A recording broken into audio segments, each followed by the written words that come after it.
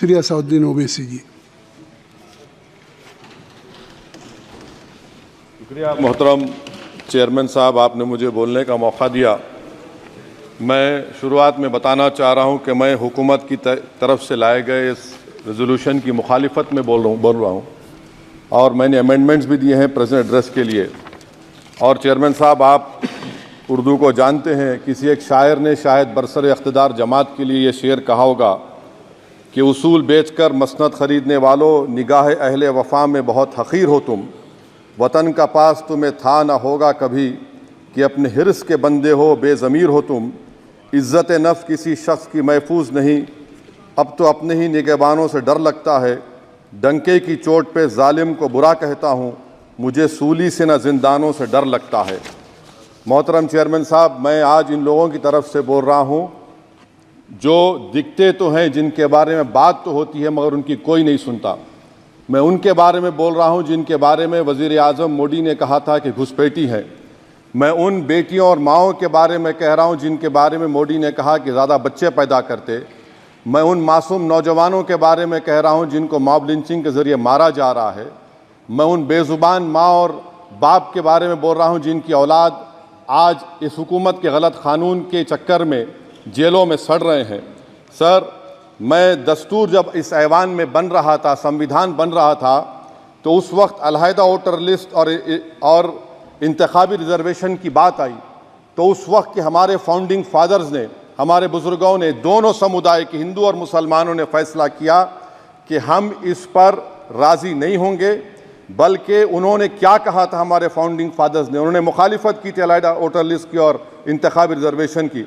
उन्होंने कहा था, I quote sir, it is the duty of majority community to ensure that minorities are elected in the representative numbers.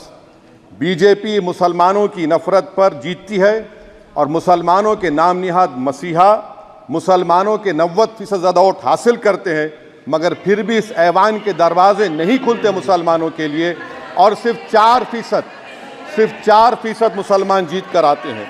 Sir, संविधान सिर्फ एक किताब नहीं है जिसे चूमा जाए, संविधान एक किताब नहीं है जिसे दिखाया जाए, संविधान एक सिंबल भी है, मगर संविधान एक हमारे बुजुर्गों के ख्वाबों की किताब है। हमारे जमहूरियत को हमारे बुजुर्गों ने इस तरह समझा, हमारे फाउंडिंग फादर्स ने इस तरह जमहूरियत को समझा कि इसमें हर समुदाय और मजहब और समाज के मानने वाले लोगों की राय को शामिल किया जाएगा इस मुल्क को चलाने के लिए। मगर इस ऐवान में सिर्फ 4% मुसलमान जीत कर आते हैं। मैं संविधान से जो मोहब्बत के दावे करते हैं उनसे कहूँगा कि कभी उठाकर पढ़ो कॉन्स्टिट्यूएंट असेंबली डिबेट्स में कि नेहरू ने, HC मुखर्जी ने, सरदार हुकुम सिंह ने माइनॉरिटीज़ के बारे में क्या कहा था। सर, वतन अजीज़ का मुस्तकबिल कैसा होगा जब बीजेपी मुझे गायब करना चाहती है और दीगर हिज़्ब इख्तिलाफ की पार्टियां के लिए मेरा वजूद सिर्फ वोट डालना और अपनी खबर में जाकर सो जाना है। इसीलिए आप देखते हैं कि ये समाजी इंसाफ है सर कि 4% मुसलमान जीत कर आते हैं। सर, इस ऐवान में OBC समाज के MP अब अपर कास्ट के MP के बराबर हो चुके हैं। OBC समाज के MP अब अपर कास्ट MP के बराबर हो चुके हैं और 14% मुसलमान सिर्फ 4% जीत कर आते हैं। CSDS का डेटा ये बताता है कि इस मुल्क में जो वोट बैंक है, जो एक मुश्त वोट डालता है, वो अपर कास्ट का है। मुसलमान का कभी ना वोट बैंक था ना कभी रहेगा। सर, 4 जून के बाद 6 मुसलमानों की मॉब लिंचिंग हुई। 11 घरों को मध्य प्रदेश में मोदी के बुलडोजर ने निस्तो नाबूद कर दिया। हिमाचल प्रदेश में एक मुसलमान की एक दुकान को लूट लिया गया और हिज़्ब इख्तिलाफ की पार्टियों की तरफ से सन्नाटा है। शायद अब वक्त आ चुका है कि लफ्ज़ मुसलमान का नाम लेना भी अब उस पर पाबंदी आयद कर दी जाएगी। सर, मैं ये बात बताना चाह रहा हूँ कि नरेंद्र मोदी को जो मैंडेट मिला है। एक मिनट, आप लोग बैठ जाएं, कृपया आप लोग बैठ जाएं। श्री मनसुख मांडविया जी, आप लोग बैठ जाएं, कृपया माननीय सदस्य बैठ जाएं। श्री मनसुख मांडविया जी, कृपया आप लोग बैठ जाएं। अपने प्रारंभिक आप लोग बैठ जाएं। आप लोग बैठ जाएं। माननीय सदस्य ने अपने प्रारंभिक भाषण में जो शब्द प्रयोग करा है उसको ऑथेंटिकेट करा जाए। और अभी उन्होंने उल्लेख करा कि मोदी के बुलडोजर ने वहाँ मॉब लिंचिंग करा है उसको भी ऑथेंटिकेट करा जाए। निश्चित तौर से इसको ठीक है ठीक है ठीक है ठीक है ठीक है। उवैसी साहब जब भी कोई बात नहीं नहीं सर, आप चेयर पर बैठे हैं जी, इसलिए आप मंत्री जी को पेट में दर्द हुआ, माशाल्लाह, शुक्रिया उनका। नहीं, तो सर मैं ये मंत्री की बोल रहा जवाबदेही है ये अरे ये नहीं, मंत्री इससे की बुरी बात क्या है? पेट में दर्द हो सकता है, वो दर्द ये सब ठीक अच्छा नहीं। दर्द हुआ, चलिए दर्द हुआ, दिल का दर्द हुआ। तो सर जो नरेंद्र मोदी को मैंडेट मिला है वो सिर्फ और सिर्फ मुसलमानों की नफरत पर हिंदुत्व की वजह से मिला है। I would like to say it is not Modi's in dock but every single person voted him despite his anti Muslim voice. And I would like to tell the opposition parties this is not a moral victory for you, this is a victory of majoritarianism. Everyone should contemplate and do introspection. Why is it that the OBCs and the upper caste are getting their due representation? Why are the Muslims not getting? Are we here only to vote for you and not to get elected? If that is the case, please tell us that we are only here to vote for you. Sir, आज भारत के आधे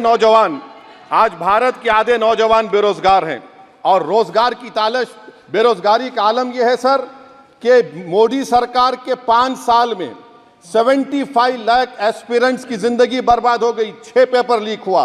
बेरोजगारी का आलम यह है sir कि Russia जा रहे हैं, वहां जाकर अपनी जानों को दे रहे हैं। बेरोजगारी का आलम यह है कि नरेंद्र मोदी रोजगार का कैंप चलाती है नौजवानों के लिए कि तुम इजराइल में जाकर काम करो, उनको कैनन फॉडर बना रही है ताकि फलस्तीनियों की जायदादों को हड़प कर सके। ये भी कंक्लूड कर। अरे सर मेरा टाइम है, कहाँ टाइम है सर? आप ये टाइम ले लिए मेरा सर, मैं 2 मिनट दीजिए। ये विश्वगुरु की पॉलिसी है। इजराइल को 27 टन हथियार जा रहा है। 9 मिलियन भारत के लोग गल्फ में काम करते हैं, क्या असर पड़ेगा? 47,000 इजरायली फलस्तीनी मार चुके हैं। क्या है हमारी पॉलिसी सर? क्यों हथियार दे रहे हैं सर? नस्लकशी हो रही है। सदर जमहूरिया के खुतबे में राष्ट्रपति के सर, मैं उसी पे बोल रहा हूं सर, उसमें लिखा हुआ है फॉरेन पॉलिसी के ऊपर, आप पैराग्राफ नंबर 25 देख लीजिए। सदर जमहूरिया में सैचुरेशन अप्रोच है।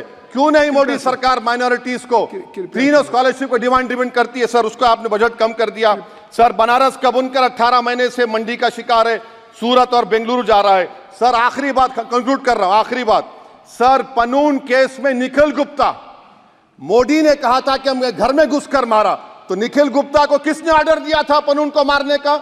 अगर नहीं दिया तो उसको बचाइए, और अगर दिया नहीं तो फिर उस पर पीएमएलए क्यों नहीं लगाते?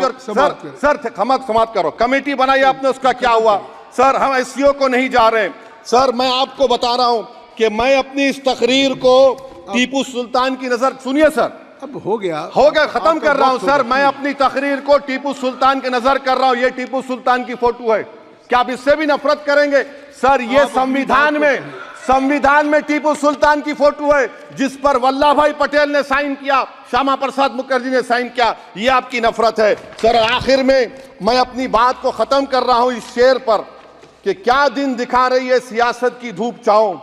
जो कल सपूत थे वो कपूतों में आ गए, थे इस कदर अजीम के पैरों में ताज थे, इतने हुए जलील के जूतों में आ गए। बहुत बहुत शुक्रिया सर।